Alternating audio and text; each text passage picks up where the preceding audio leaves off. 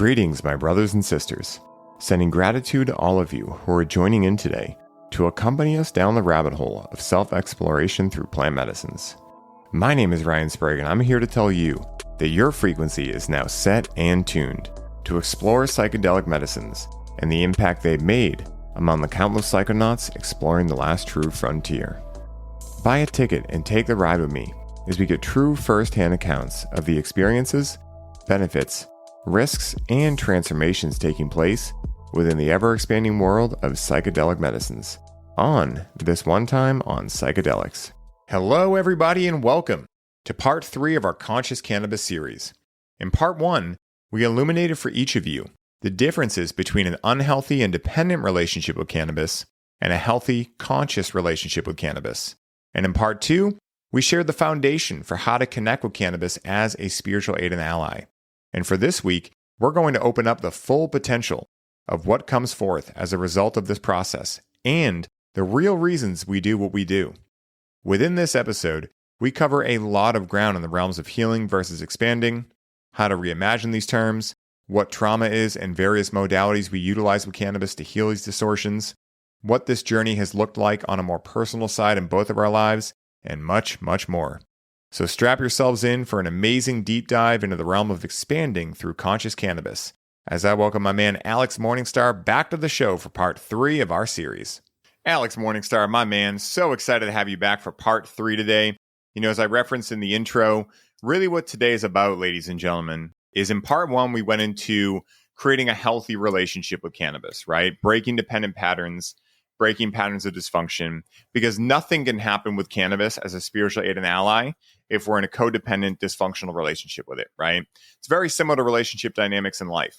If we have a codependency in our relationship is not healthy, right? There are unhealthy aspects to it. So we went over that in Part 1. Then in Part 2, we really laid the foundation for how to work with cannabis as a spiritual aid and ally. We gave you guys some tips on, little things you can do, modalities you can try out with cannabis, etc. And today, we're going to transition into really the deep dive of what becomes possible when you work with cannabis as a spiritual aid and ally, specifically within the realm of healing, and what happens as a result of healing, which is naturally expanding. And so I'm really excited to dive into this, brother. Super pumped to have you here. How's your day going before we dive into all this juicy stuff we're going to get into? My day's going great, and I'm psyched to be here for round 3. This is going to be awesome. Hell yeah, guys. We've been having a blast putting these together.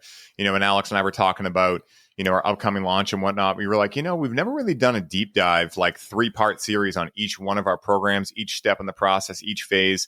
And so we've been pumped, to hear you guys' feedback. We released Part 1 last week. This will be 2 weeks after Part 1 now, but super, super excited to dive in, man. And, one of the things I want to talk about first is something I touched on briefly a moment ago, which was, expanding versus healing.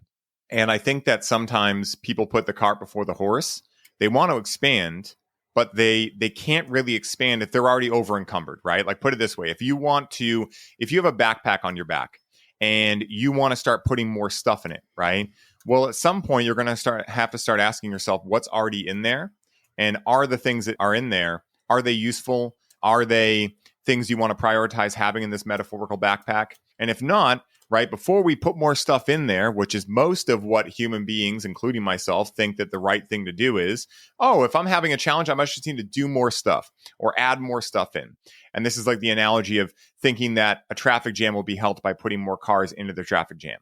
And so in order to expand into the full version of ourselves, we must heal first. And it's very similar to what I talk about when I talk about how the heart has to come before the mind. Because if the heart doesn't come before the mind, then the mind is just going to attach on to all these shiny objects that don't really matter and don't really move the needle when it comes to any certain objective you have in life. And the same exists for expanding versus healing. If we try to expand before we heal, we're going to hit a lot of just challenges, basically. We're going to hit a lot of dead ends because we're not going to be able to expand if we haven't actually created the room to expand first. So I wanted to kind of talk about that first, and I'm curious to hear your thoughts on how you view the idea of expanding versus healing and how you see them kind of working together in tandem. Yeah, it is almost interchangeable in some ways, that process or idea of healing and expanding. And a phrase you use a lot, Ryan, that I like is, are we running away from pain or moving toward pleasure? And that's one way I frame that dialogue, that discussion about healing versus expanding. So in my mind, it's like if there's something unresolved that's like a psychic thorn in our side, or somebody's literally dealing with body, illness issues, I think in some instances you can really clearly state like this kind of deal I'm working on, I'm trying to heal this thing. I've got maybe severe trauma I'm moving through, some undealt with, business from the past. I think in some cases it's pretty easy to put these in a container, whatever sort of path you're on.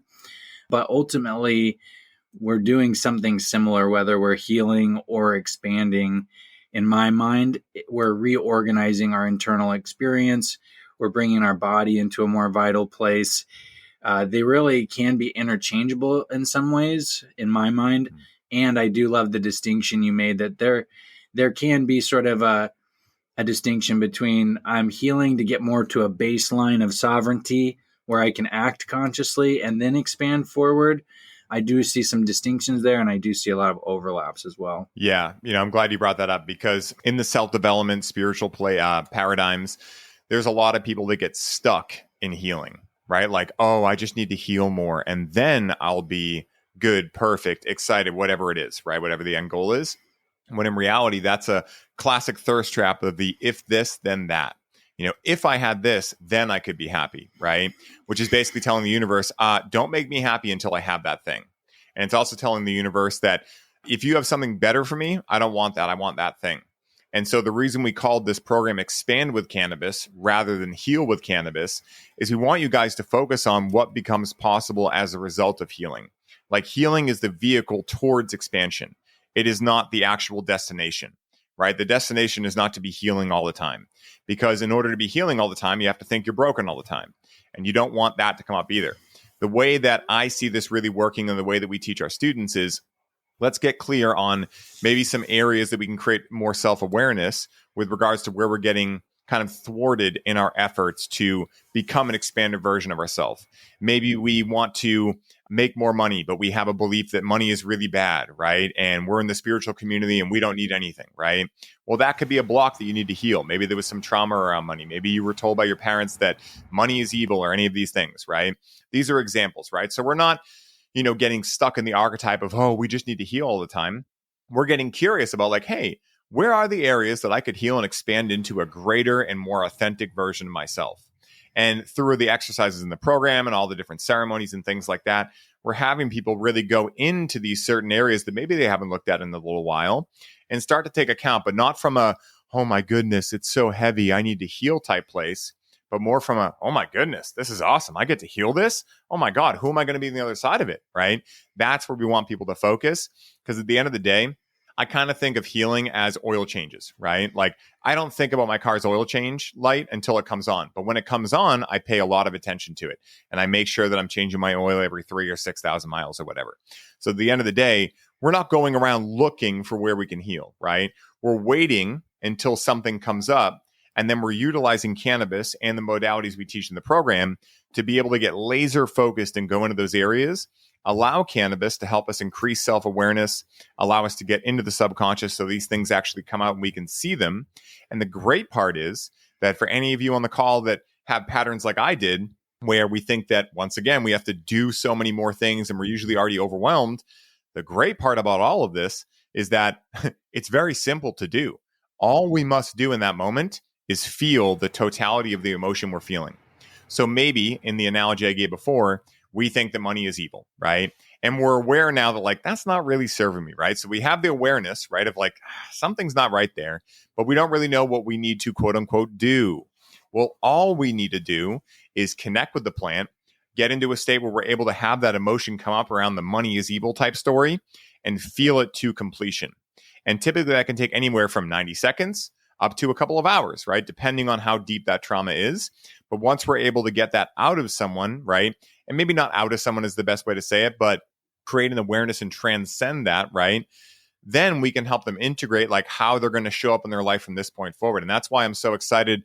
I've always been so excited for the community calls, because that's where a lot of really juicy stuff happens in the Conscious Cannabis Collective, because you may have a gigantic awareness point, right?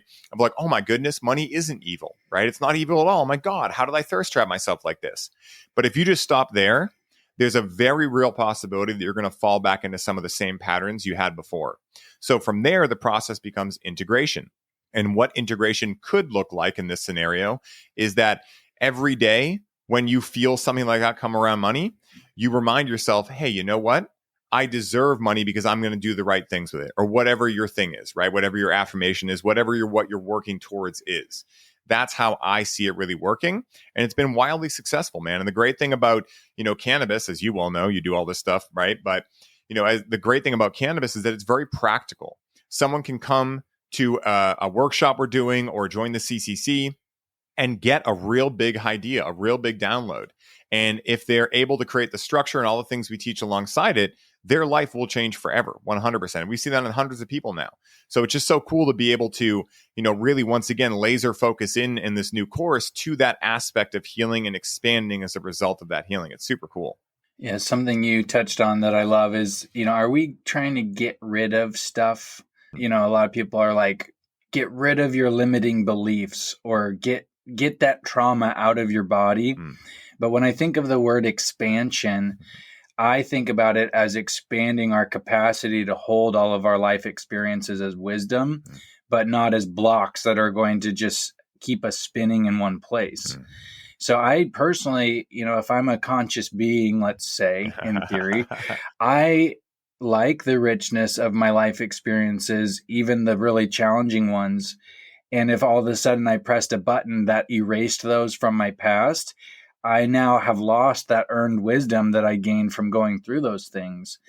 And that's one of the reasons I love the concept of expansion is it's like, I'm not going to get rid of my past. I'm going to expand my capacity to hold that, alchemize it, learn from it, and just keep living a richer and richer evolving experience of life.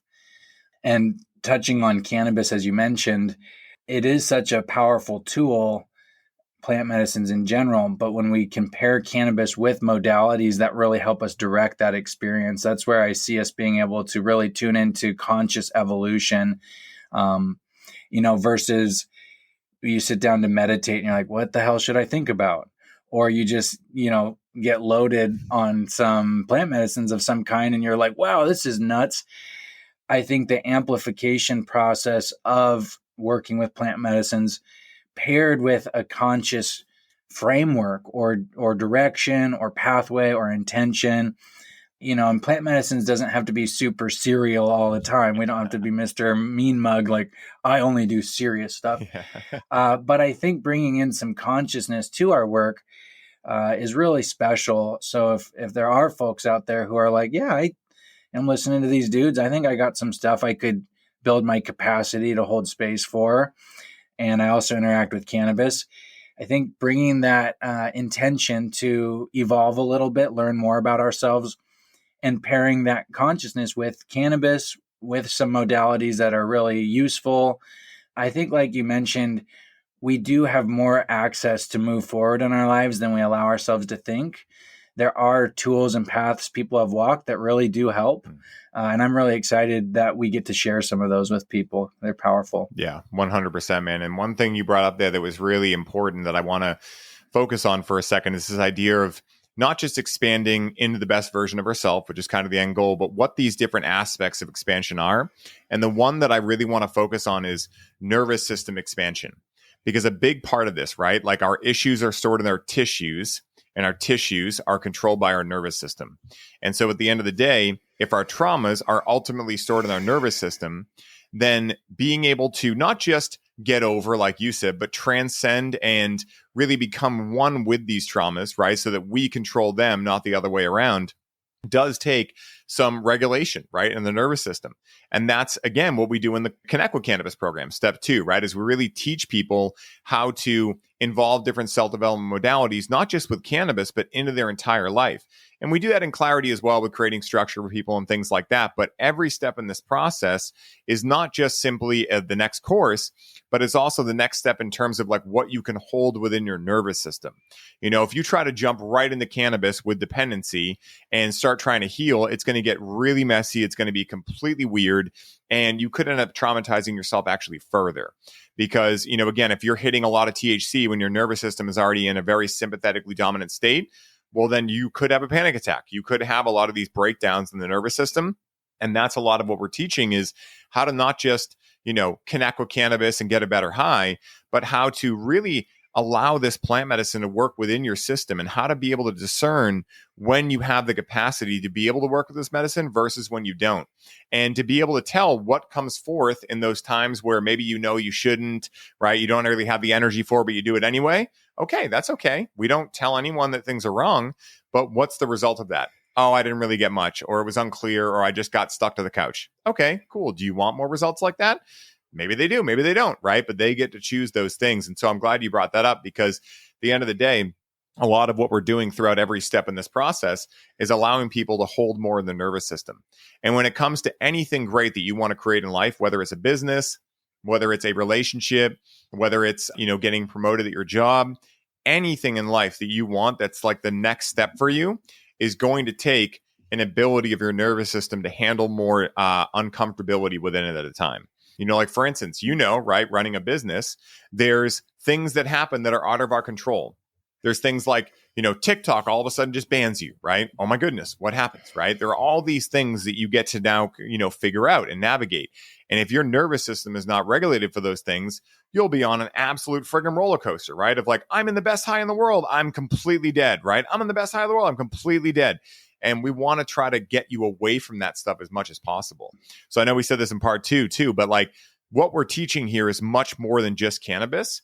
It's kind of like, you know, in order to learn how to ride or drive a race car, there's a lot of things you're going to need to understand besides just the act of sitting behind a wheel and controlling the steering wheel, right? There's like what the engine sounds like. There's how often you need to get your tires replaced in the pit, right? There's all these different things that go into you being able to ultimately drive a race car. And so with cannabis, it's like, cool. You like the idea of cannabis as a spiritual aid and ally.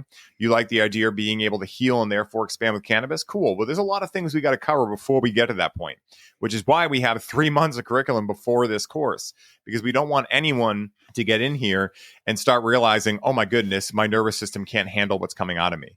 And I think this is also a good point too, to talk about what is really going on here. When we talk about healing, when we talk about the word trauma, what is all this stuff, right? And I'd love to hear from you in a second, but I'll kind of give like a synopsis. Basically, what I see them as is throughout our lives, we have events happen. And at a certain point in time, we may not be able to process or essentially finish, for lack of a better term, that event. So maybe what happens is when you're a kid, you're playing soccer and your dad's supposed to pick you up. He forgets, not because it's personal, but because he has a crazy day and he just totally forgot. And you end up believing, he left me, he abandoned me, right? So now, because you were at a young age and you couldn't understand or contextualize that event gets stored in your nervous system. And now, like in the computer analogy, it's almost like you have another tab open, right? So the more of these tabs you start opening, the slower your entire computer starts running, and the more bugs and the more freezing it has and all of these types of things. And so at a later age, maybe you end up dating someone and this person ends up maybe one time forgetting about some event you were supposed to go on, completely just misses their mind, right? And really, in the scheme of things, objectively, it's not that big of a deal, right? Like someone forgot, they were apologetic, they didn't mean to, right? Things happen. But you're like, see, like your nervous system says, see, that's evidence that I'm always going to be abandoned, right? So these traumas actually get lodged in our subconscious and they dictate our reality. And that's why most of people, when you hear people talk about trauma, will say, when is the first time you remember that happening? What's the earliest memory you have? Because typically they happen between ages, 2 and 8, right around there. When our brain is very malleable, when we have a lot of neuroplasticity and things like that. and they kind of just get lodged in there. And so what we're really doing now when we talk about trauma with regards to cannabis and healing and all of these things is we are understanding that cannabis can produce a brainwave shift, and that brainwaves are also associated with different states of being coming forth. So in our beta brainwave, we're in this right now, Al, podcasting. Maybe we're dipping a little bit into alpha for flow state, but we're right there, right? Between beta and a little bit of alpha. When we get with cannabis, on the other hand, all of a sudden we're getting in a deep alpha and even theta. And when you're in that state, all of a sudden your ego and your default mode network, which are the systems that try to quote unquote protect you from these things that are painful for you, they kind of go offline. And so now the subconscious, right, which was being battened down by your ego and default mode network, don't you dare come out of there, don't you dare scare him, right? Now all of a sudden can come forth. And if you don't know about all this, this is why a lot of people get anxiety or get paranoid with cannabis. It's not that cannabis made them anxious or made them paranoid. What actually happened was they failed to understand how this plant medicine works, and they failed to recognize that actually by them, quote unquote, getting anxiety or getting paranoia, that was actually a huge win. They just didn't know what to do with it. You know, it's almost like if someone gifted someone 1,000 Bitcoin, but that person only knew money to be dollar bills. And they were like, this is stupid. And they threw it away. They had no idea what gift they just got given. So now if you are aware of all of this and you go into a cannabis experience, no matter what happens, you'll have a good time, right? Even if it's challenging, you'll be able to come out going, wow, I'm so grateful that cannabis just showed me where I was really anxious. Wow, I'm so grateful that cannabis just showed me the roots of where that anxiety started, or where that paranoia started, or where my patterns of laziness started, or where my belief system around money started, or any of these kind of things. Now, when you get shown those types of things, right, and you're able to feel through those emotions, and you come out of that experience, like I already said before, the last step is now integrating that, right? So that's going to be more conscious, where now you have to be very conscious of when that old pattern comes up, because you're not the same man and it's not the same river, right? That analogy. You know, again, it may seem similar, the same patterns coming up, but you now have increased awareness around it. You're able to go, oh, look at Ryan about to do that unconscious thing that is now conscious. Now you get to actually make a different choice.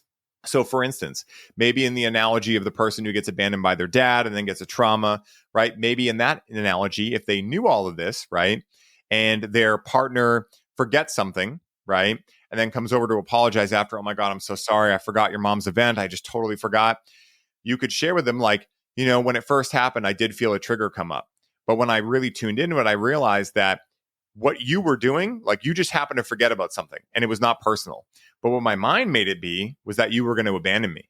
And now you can have a really good conversation with your partner, not blaming it on them, not saying you did this to me, but by saying when that happened, it brought a feeling up in me that had nothing to do with you. But I'm grateful for you giving me that experience so I could see that feeling coming up. So you see how those two scenarios are different, going from blaming and naming, just like, oh, you're going to abandon me, into, wow, that's very interesting how when that event occurred, I had this whole story come up in me around abandonment. This is what we do with cannabis, right? Now, the thing is with cannabis, your subconscious opens to a much greater degree than when you're simply meditating or simply doing breath work. And, you know, again, I'll always say plant medicines are not for everyone. I'm not trying to give people FOMO, but I will say that in my own life, I've tried a lot of different things, spent thousands upon thousands of dollars on different subconscious reprogramming modalities, different types of, you know, self-development programs. And at the end of the day, plant medicines have been the most efficient and effective route for me. You know, for me, it's like, do I want to do a year of coaching? Or do I want to do a big psilocybin ceremony or a big cannabis ceremony and maybe do 3 months of coaching after that to kind of just, you know, do the edges of what I found in that experience? And so that's why we do this stuff, you know, because for me, I have a lot of stuff I want to do in life. Al, you got a lot of stuff you want to do. I don't want this to take forever. I want it to happen quicker. And again, that takes nervous system regulation because there is a Goldilocks zone, right? I'm not saying that I'm hitting the button every night and going into my trauma every night. That's not what I'm saying. What I am saying is I've been able to develop my nervous system. Alex has been able to develop his nervous system over time to be able to hit that button more often, but at the same time, be consciously aware of when the button is not meant to be hit. Because that's a big part of what we're teaching and what we do is, hey, there's definitely a thing as too much is not, you know, the right thing. You want to be able to kind of microdose these things and gradually work your way up so that your nervous system can handle it. Otherwise, you're just going to shock and traumatize yourself again. So I wanted to throw that in there. Yeah. Starting with the context of like what is building a foundation for nervous system, building a foundation for this journey of healing / expansion. It's like, if you want to expand, it's good to have a good base. Yeah. If you want to build a tall Lego tower, it's good to have a Lego tower with like a solid foundation, right? And I love looking at this from material, physical representation and also psychic, and like, not like, oh, I'm a psychic, but psychological. Yeah. From a physical standpoint, a really interesting theory or premise to think about is stress actually affects our magnesium in our body. And having balanced minerals in our body actually makes us more resilient to deal with stress. And there's a lot of discussion. There's a great book I just read, How Emotions Are Made, is this woman. She's been doing a podcast tour. It's awesome. She's putting forward this idea like, hey, you want to work on all this emotional stuff you got going on, all this woo-woo healing stuff. She's like, get better sleep. She's kind of a hard nose, and I love it. So at the foundational level, something we do talk about in our community a lot is good sleep, good nutrition, good movement. And these are actually all aligned with better psychological internal experiences of life. Sometimes we're just having a bad experience of life because our minerals have been sapped. We're shot from no sleep. Our body is stifled from not enough movement and physical expression. And so if we're like the spiritual being or the psychological experience occurring in the body's like our mech suit, or like your analogy, our race car. And we want to make sure that this sensory machine has what it needs to process reality in a way where we're not automatically already in a sympathetic state from being overwhelmed. I really look at the body like this energy machine, and when it's taxed, it's going to go into what it thinks it needs to go into to protect itself. And so just like a great athlete who can play with ease and grace, I believe one of our goals can be, if we choose it, how can I move through life with more ease and grace so I'm not constantly overstimulating myself and redlining and almost forcing my nervous system to go into a protective state. Because when we're in that protective state, when we're redlining from whatever cause that might be, the system doesn't have energy to reprogram itself. It's like, bro, we're just trying to keep the life support systems on trying here. To keep the lights on. Yeah. And so we're going to react to the same way to conflict. We're going to react to the same way to hardships in our life. I really find that it is an important first step. And Stutz, great documentary on Netflix with Jonah Hill and his therapist. Stutz, the therapist, has this system, and he says the very first step of change is increasing your life force energy. You need that energy to be able to reprogram. Otherwise, you're going to be trying to rewrite code in an already overtaxed system. So yeah, once we get those foundations laid, which is a whole journey, a whole health journey in itself, which I think really relates to the healing journey in a lot of ways, healing our old patterns of how we care for ourselves. I feel like we get to this place where we're like, okay, and a lot of athletes get here. A lot of people get to this state where they're like, I'm doing all the things, but I still feel not great in life. And I'm like, great, we've got our minerals dialed, our sleep dialed, our movement dialed. So what is it that's going on that's making us feel uneasy in life? And I find that that's, as you mentioned, that process now where we begin to reprogram. If we're like this energy machine that imprinted certain responses in our childhood and from our past experiences, when this input occurs, machine does this in response. We start to catch those little syntax codes that say if then, and we say if, oh, actually not then, if this happens, actually, I'm going to go ahead and place a new script in here because I, as a conscious driver of this mech suit I'm in, I see that program that has formed in my past, but now I have the awareness, the presence, the intention, the ability. I'm going to go ahead and rewrite that script so I can show up to my life in a new way. I begin to see us transition out of straight healing where we're like drowning in in struggle. And we go, okay, we're out of healing perhaps for the time being. Let's start expanding and evolving and exploring new ways of showing up. Yeah, dude, that was perfectly stated.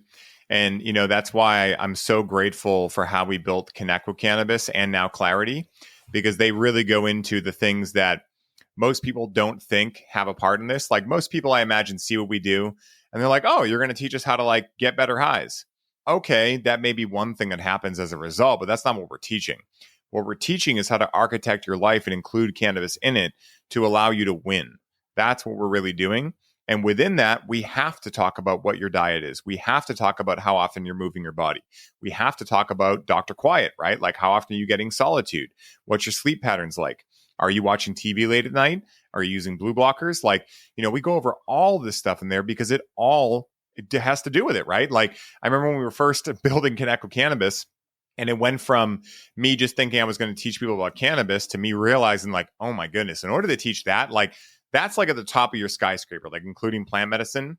And that's where a lot of people I think are falling short with plant medicine. And again, no judgment. It's not that. It's just like you're missing out on a lot of what the clarity is with plant medicine because, if your vessel is not purified, there's only so high you can go before you start hitting a ceiling.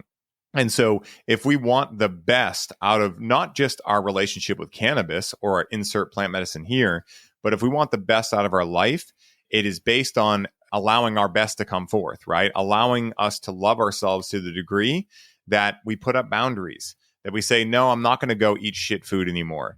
No, I'm not going to drink tap water. No, I'm not going to shower in tap water. No, I'm not going to watch TV and shit TV late at night. I'm not going to stay up and mess my circadian rhythms up. I'm going to get up with the sunshine. I'm going to put my feet in the grass. I'm going to get silent and meditate. I'm going to visualize where I want to go. I'm going to do the breath work. I'm going to do the good diet. I'm going to do something. I'm going to work towards what my dream is. And then, yes, on top of that, I'm going to consciously connect with a medicine that will continue to increase my awareness so that I can keep going each week and keep implementing the next logical step for me. And that's why I'm such a big fan of only weekend use. Now, again, I'm not here to say that weekend use is what equates to a healthy relationship with cannabis. That is not what I'm saying. It's just what happens to work for me. But what I'm saying is, for me, I've deciphered that with the business I have right now and everything, I really can't give cannabis more than a couple of nights per week where I can really like be present with it and get the ideas. And I honestly don't need it more than that at this point in my life. I've architected a good amount the plant has showed me. And now I'm kind of in an integration period where I'm using much less of cannabis, right? Because I need to kind of integrate what the plant has shown me. And then there'll be a period where I dive back in heavier. And these are kind of the periods that I go through in my life, right? The same way that you may work with a coach and you guys might work together for 6 months. And at the end of the 6 months, you're like, man, I got a really good ROI on that, right? I'm feeling really good right now. And you might decide, I'm going to discontinue working with this coach and go implement and, just really work on what this coach has shown me. And then maybe 4 months goes by and all of a sudden you're presented with a new challenge, right? New level, new devil, right? Maybe you're breaking into a amount of income that you've never had before. Maybe you just went on a big podcast and you're getting an insane amount of people and it's breaking systems, right? Now you might want to go back to that coach and be like, hey, I got new challenges, right? That I don't know how to decipher or navigate yet. That's how I work with the cannabis plant. It's like, am I at a level where I kind of know what I'm doing, rinse and repeat, etc.? Okay, good. I can just coast for now.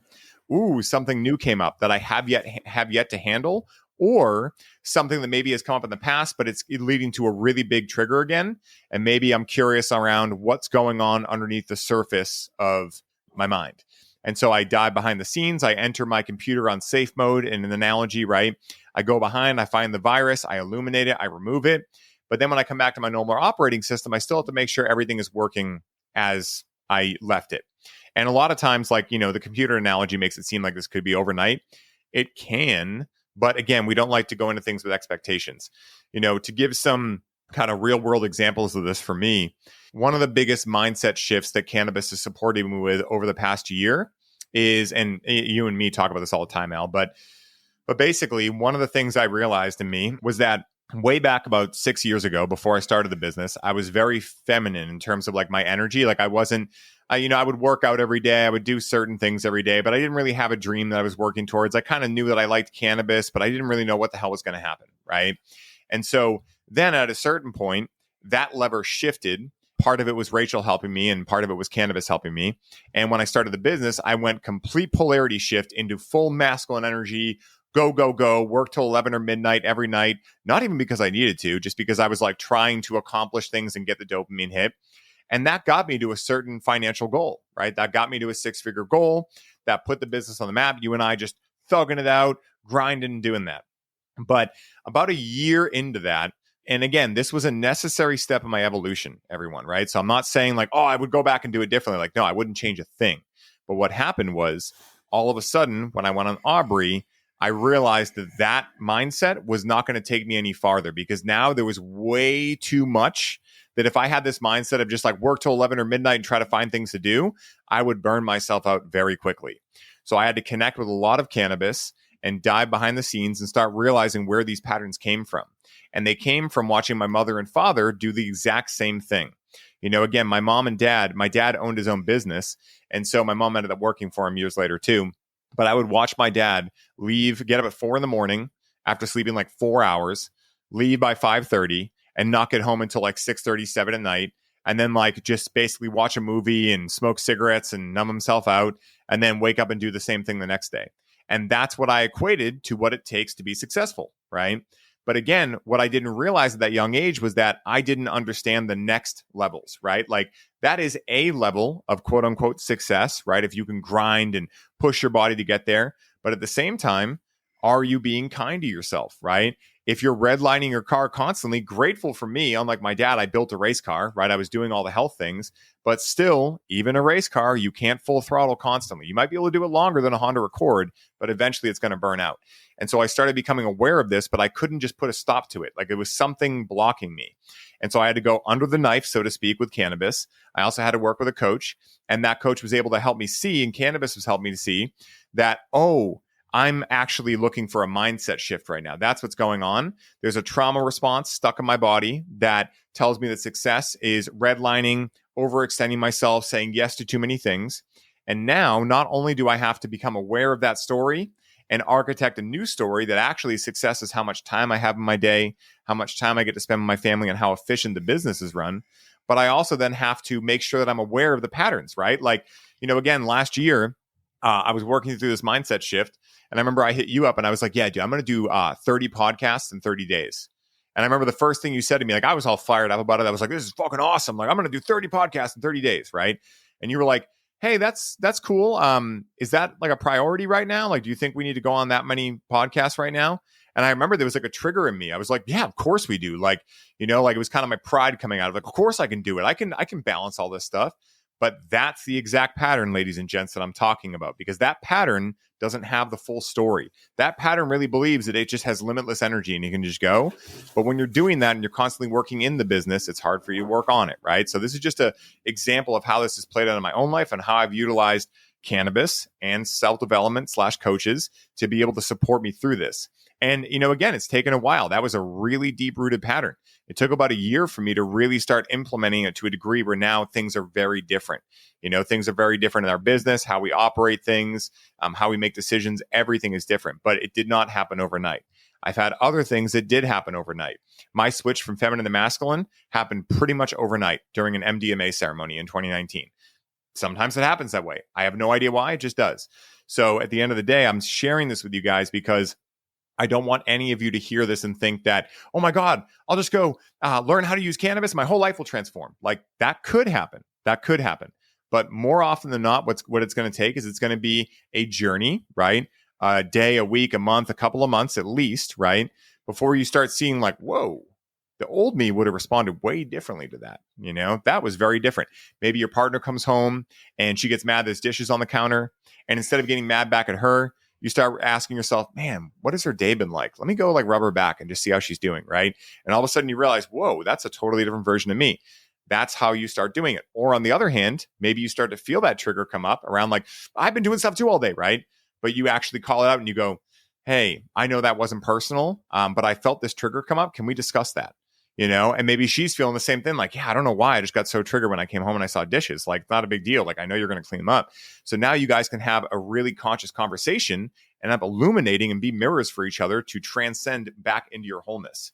So I wanted to lay out those examples because I think when we hear about trauma and healing, these are very esoteric and qualitative things. It's hard to actually like put quantitative metrics to them, but hopefully those examples that I've shown have been things that maybe you can relate to in your own life for everyone listening and things like that. But I'm curious if you have any thoughts on that, Al, if you have any examples in your own life, just things to really get clear on what this can look like in one's life.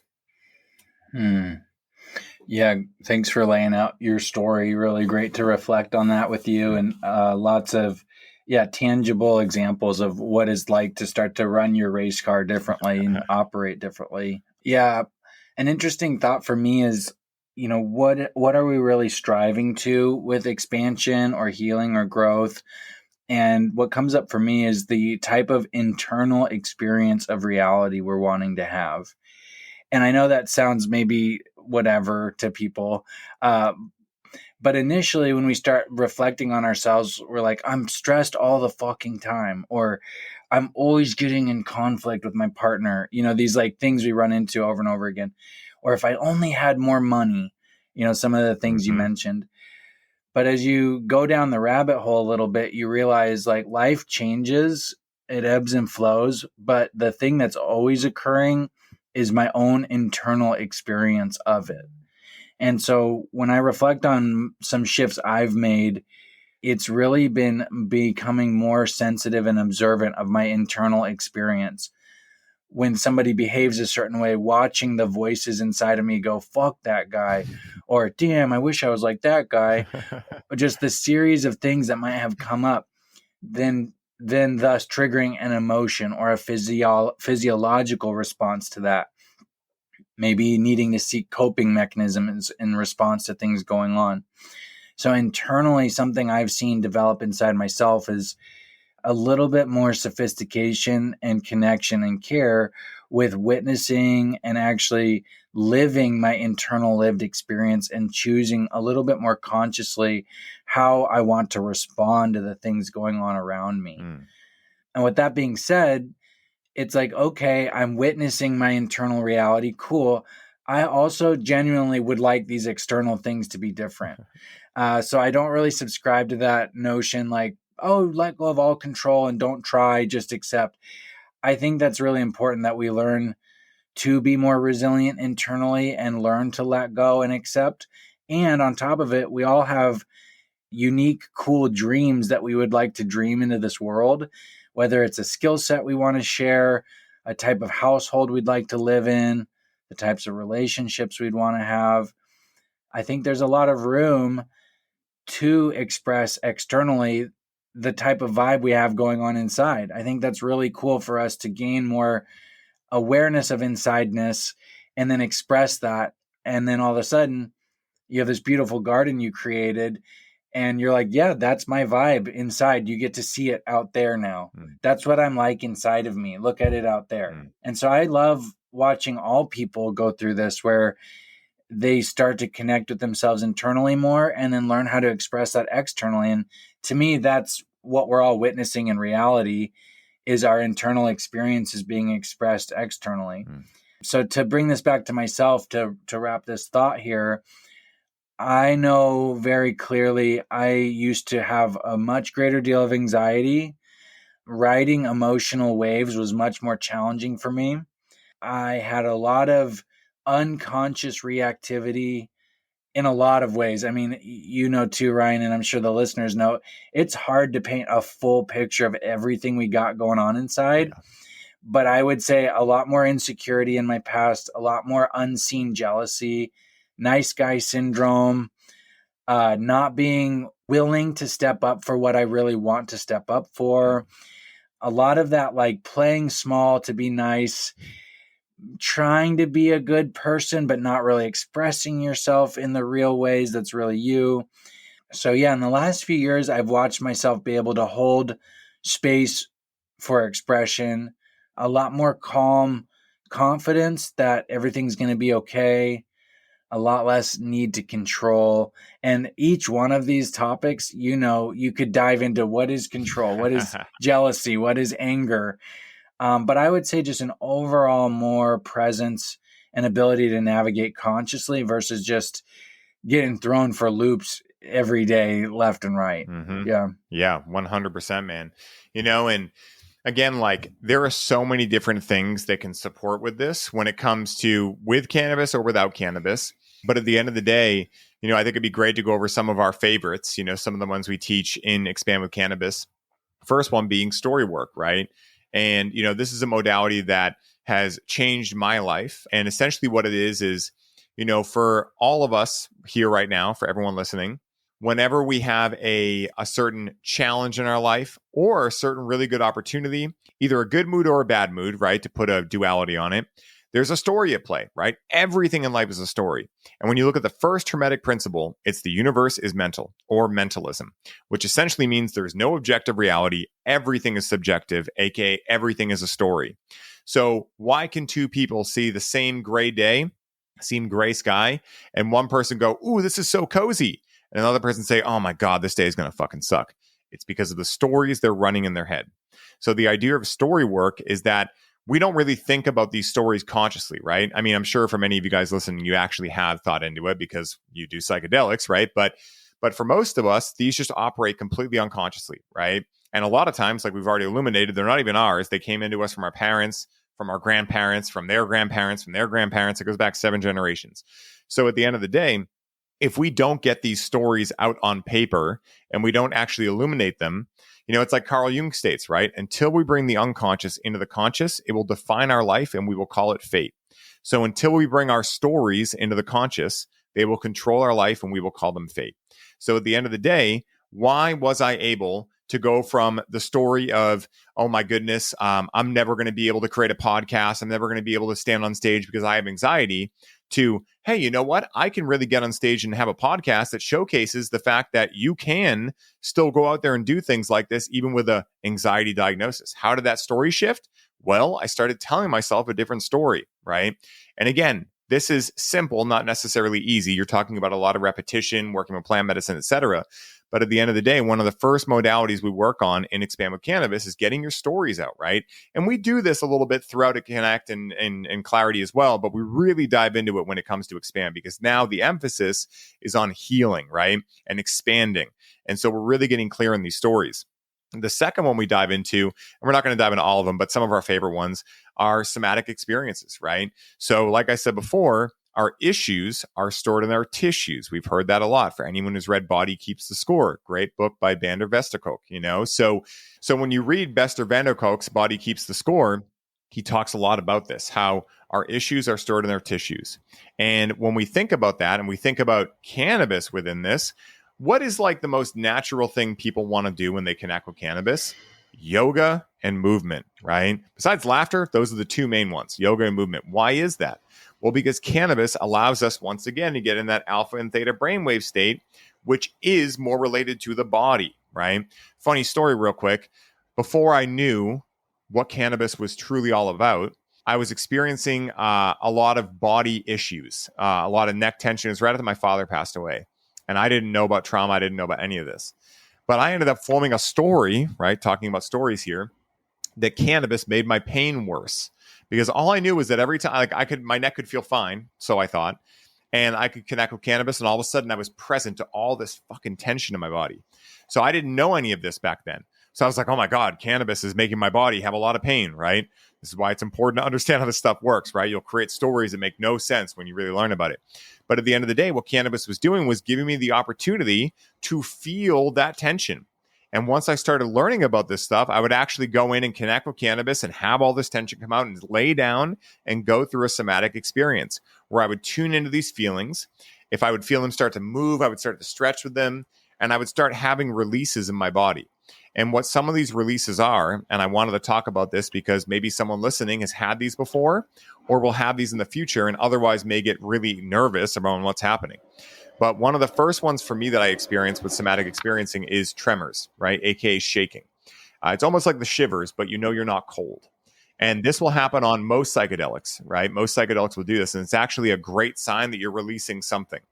If you see an animal almost get eaten by another animal and it gets away, it'll go through this natural shaking process. And one of the guys that was, I think, over in France during World War II, I believe, he was in the bomb shelters and he realized that when the bombs would go off, all the kids would naturally start shaking, but the adults wouldn't. And so he started asking them and they were like, oh yeah, we feel that response of like our body wanted to shake, but we're tough, we're strong, we don't have to shake, right? And so he started realizing like there's these innate responses built into every biological being in the universe, or at least on this planet, that allow them to release stored tension and trauma. And so this is what a somatic experience is all about, right? It's about being able to allow the body to take over, because the body knows how to heal itself. The mind is what gets in the way, right? Once we get the mind out of the way, the body can just do what it's naturally already known how to do. And so that's one of our other favorites with somatic experiencing and teaching you guys how to do that kind of stuff. We've already kind of talked about like lifestyle design, lifestyle practices, things like that with the different modalities and looking into your diet and things like that. But I think one of the last ones that I'll talk about is archetype work. And I'd love to hear your thoughts on this too. But, archetypes are something that's really popular in the spiritual community. And I really love them because I'm a huge fan of integrated family systems, IFS. And to me, archetypes are like a more spiritual way of looking at, IFS or parts work. And so for me, really the parts I love diving into a lot, of course, our shadow, our inner child, our inner critic, etc. And we help you guys dive into all of these and expand with cannabis, right? You're going to get front-facing center with these parts and figure out why are they telling you the stories they're telling you. Even if the stories are positive, like where did they learn that? Let's get more of that in there. Or where did they learn to be negative? Let's get more of that out of there, right? So again, when we're diving into all these parts and somatic experiences and story work and all this stuff, not only are you guys having an experience, but you're learning how to do this over and over, not just for yourselves, but for your family members, for your friends, right? Again, as long as they're willing, right? Don't push it on anyone. I played that for a long time. But let's say that you start expanding, right? And people start noticing. And one of your friends comes up to you and he goes, hey, Alex, you're looking really good, man. Or you seem really happy. You been doing anything different? That's that person's soul saying, hey, I know you know something I don't. Please fill me in. Now, what you don't want to do is go around and be like, I know the thing that's going to solve everything, right? I played that card before. Don't do that. But at the end of the day, this is really what I mean when I say that by doing these things, right? By healing and therefore expanding, by getting our lifestyle design down and all of these things, we start becoming a lighthouse. We start becoming that which everyone wants more of, which is joy, which is love, which is connection. And it just happens. And the people that are ready at this stage in their journey will start asking you, Alex, what have you been doing, man? That's really cool. Oh, that's awesome what you've been doing. Hey, where'd you learn how to do that? That's called waiting for the invitation. The invitation has now been made, and now you know these people are the ones that will actually be receptive to hearing what you want to say. And that allows you to then be in a position of service. And like Gandhi says, if we want to find ourselves, lose ourselves in the service of others. Positive polarity, which is in the law of one, is all about service to others. So when you think about what is possible for you, right, and hearing all of this, I want you guys to think about, where could I be of the most profound service in life? And what is currently blocking me from being able to be that version of me right now? And then reverse engineer that, right? That's a great starting place. But I'd love to hear your thoughts on story work, somatic experiencing, archetypes, lifestyle design, anything you got, Al. Beautiful. Yeah. Great rundown. Something I like to riff on is this connection between top-down versus bottom-up approaches in therapeutics. And what I get really excited about is really recognizing that there is no boundary there ultimately. And we're all down with this, that table is not actually solid. It's a bunch of, vibrating energy. Yeah. That table's not fun. Yeah. You're not a real table. Yeah, I see you, other conscious being hanging out with me right now, holding my stuff. Thank you. So as people, it's really apparent that we're like these energy processes. And the more you get into it, the more the woo-woo stuff starts to meet up with material science. And they begin to, you notice they're saying the same things. So in the Expand program, the journey I see people going on, just as you laid out, we're learning how our experience of reality is affected from the thought patterns going on inside our mind through our lens we're viewing reality through. That would be sort of the top-down oriented perspective, that the way we're processing mentally and psychologically is going to affect our body, and it's going to affect the way we live and operate. And then on the flip side of that, like you said, referencing the body keeps the score, the other way to look at things is there's a gateway to change through addressing the body directly. So through myofascial release, somatic experiencing, qualities that make us connect with our body physically, our felt sense, using sensation and felt energies in the body to then change our mind's ability and way that it's processing things. So whether you're going bottom up, like I'm going to work with my body here during this session, or we're going to work with our stories and our mindset, they're both really influencing one another. And I love this idea that top down and bottom up, really all that's doing is ultimately meeting at the heart center, right in the middle of all of it. So we want to have physical practices and we want to have mental practices because we're doing all of it at all times. And I love that there are practitioners who are like, I'm a somatic practitioner. Specifically, I work with body-based therapeutics. Other people are great story workers, myth makers, people that can really get into the psychological dream-like quality of life and break that down with you. You'll find practitioners with all sorts of specializations, but ultimately, those people are gangsters in a lot of different ways, and they know that there's a lot going on. So in our course, something I'm excited about is starting to build familiarity with those different processes and even being aware that those things are going on, because we all have a lifetime of evolution left ahead of us. I wouldn't necessarily be like, it's important that you heal that thing this week. Instead, it's like, I think it's important that we learn what's going on with that so we can roll with it for the rest of our lives. So as you said, we dive into the mental aspects, the mythological story aspects of our lives. We address the internal archetypes and voices going on with us so that we can find more coherence there. And ultimately, the program culminates in what I think is really important for people, the integration and utility aspect of all this. What are we going to do? It's cool to be in touch with your internal experience, but what are you going to do with that now to share and express with the world? Yeah, 100%. And that's like, that is the biggest thing that I'm proud of that we do, right? Is that it's all well and good to have beautiful experiences with plant medicines and meet the creator or talk to a deceased loved one. But who are you going to become as a result of that, right? What magic can you give back to the world? How can you be of service in profound ways? How can you leave the Garden of Earth greener than when you found it?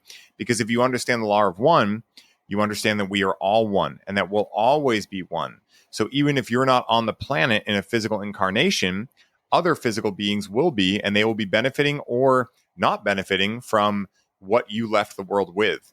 And so at the end of the day, it's important to recognize that, for me anyway, and I won't project it on you or anyone listening, but I imagine you guys will agree, for me, the entire reason I do everything I do is to become the best version of myself so that I can give as much magic to the world as possible, light up as many people as possible, and anchor in Shambhala, the new earth, to this world, to do my part in raising the consciousness level of this planet into a fourth density polarized planet, and a positively polarized planet at that. And, I think that all of us that are on this journey, everyone listens to this podcast, you, Al, everyone we work with, we are all positively polarizing.